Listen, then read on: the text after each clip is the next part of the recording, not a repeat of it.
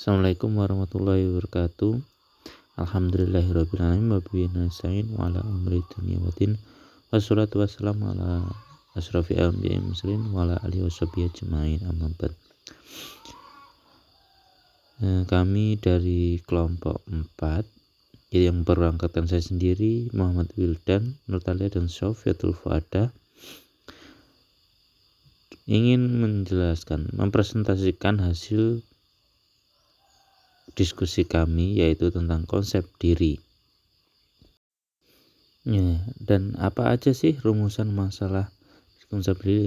Rumusan masalah dari konsep diri, yaitu apa pengertian dari konsep diri, 2 apa saja jenis-jenis konsep diri, 3 bagaimana aspek-aspek konsep diri, 4 faktor-faktor apa saja yang mempengaruhi konsep diri. Kita lanjutkan saja yang pertama, yaitu apa pengertian dari konsep diri. Ada beberapa pengertian dari para ahli tentang konsep diri. Yang salah satunya adalah menurut Harlock, konsep diri ialah konsep seseorang dari siapa dan apa dia itu. Konsep itu merupakan bayangan cermin, ditentukan sebagai besar oleh peran dan hubungan orang lain. Apa yang kiranya reaksi orang terhadapnya. Konsep diri ideal ialah gambaran mengenai penampilan dan keberadaan yang didampakkannya. Dan menurut Agustiani 2009 menyatakan konsep diri merupakan gambaran yang dimiliki seseorang tentang dirinya yang dibentuk melalui pengalaman-pengalaman yang diperoleh dari interaksi dengan lingkungan. Konsep ini bukan merupakan faktor bawaan, melainkan berkembang dan dari pengalaman yang terus-menerus. Dasar dari konsep diri individu ditanamkan pada saat-saat diri kehidupan anak menjadi dasar yang mempengaruhi tingkah lakunya di kemudian hari. Konsep diri menurut Rogers adalah bagian sadar dari ruangan fenomena yang didasari dan disimbolisasikan, yaitu aku merupakan pusat referensi setiap individu yang secara perlahan-lahan dibedakan dan disimbolisasikan sebagai bayangan tentang diri yang mengatakan apa dan siapa aku sebenarnya dan apa sebenarnya yang harus aku perbuat. Jadi konsep diri adalah kesadaran batin yang tetap mengenai pengalaman yang berhubungan dengan aku dan membedakan aku dari yang bukan aku, untuk menunjukkan apakah konsep diri yang konkret sesuai atau terpisah dari perasaan dan pengalaman organismik. Nah, kita lanjut yang kedua, yaitu jenis-jenis konsep diri. Konsep diri positif. Orang yang memiliki konsep diri positif akan lebih mudah beradaptasi dengan banyak situasi.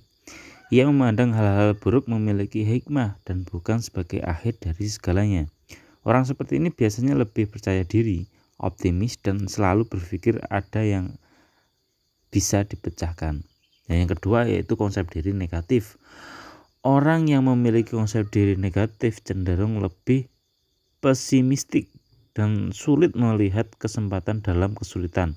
Bahkan mereka merasa kalah sebelum mencoba jika pun gagal. Orang-orang seperti ini akan menyalahkan keadaan, orang lain, atau diri sendiri. Nah, yang konsep diri negatif ini emang kurang percaya diri gitu, selalu ngeluh, ya kayak gitulah. Kita lanjut lagi yang ketiga ya. Rumusan yang ketiga yaitu aspek-aspek konsep diri. Aspek-aspek konsep diri dari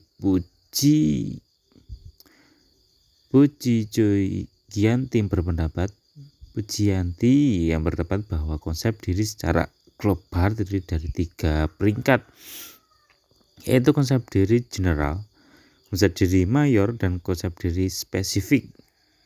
Selanjutnya Calhoun dan Asosela mengatakan bahwa konsep diri terdiri dari 3 dimensi atau aspek, yaitu pengetahuan, harapan, dan penilaian. Harlock mengemukakan bahwa konsep diri memiliki 2 aspek, yaitu fisik aspek meliputi sejumlah konsep yang dimiliki individu mengenai penampilan, kesesuaian dengan jenis kelamin, arti penting tubuh, dan perasaan gengsi di hadapan orang lain yang disebabkan oleh keadaan fisiknya. Dan psikologis aspek meliputi penilaian individu terhadap keadaan psikis dirinya, seperti rasa percaya diri, harga diri, serta kemampuan dan ketidakkemampuannya. Jadi itulah beberapa aspek-aspek konsep diri menurut para ahli sendiri ya. Kita lanjut yang terakhir, yaitu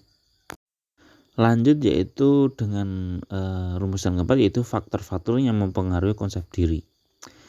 Menurut Hardy and Hayes bahwa faktor yang mempengaruhi konsep dari diri adalah reaksi dari orang lain, perbandingan dengan orang lain, peranan seorang, dan identifikasi terhadap orang lain. Dan menurut Rahmat menyebutkan bahwa faktor-faktor yang mempengaruhi konsep diri yaitu orang lain dan kelompok rujukan, reference group. Jalur psikolog komunikasi chat kedua. Ya itu. Dan yang terakhir yaitu Gunarsa dalam bukunya menyebutkan bahwa selain faktor lingkungan, faktor spesifik lain yang mempengaruhi konsep diri adalah jenis kelamin, harapan-harapan, jenis kelamin, harapan-harapan, suku bangsa, dan nama pakaian. Jadi itulah penyebab atau faktor-faktor yang mempengaruhi konsep diri.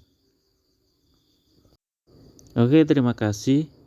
Mungkin itu aja ilaliko dari kami. Semoga apa yang kami jelaskan bisa dapat dimengerti dan semoga bermanfaat bagi kita semua. Saya akhiri. Wassalamualaikum warahmatullahi wabarakatuh.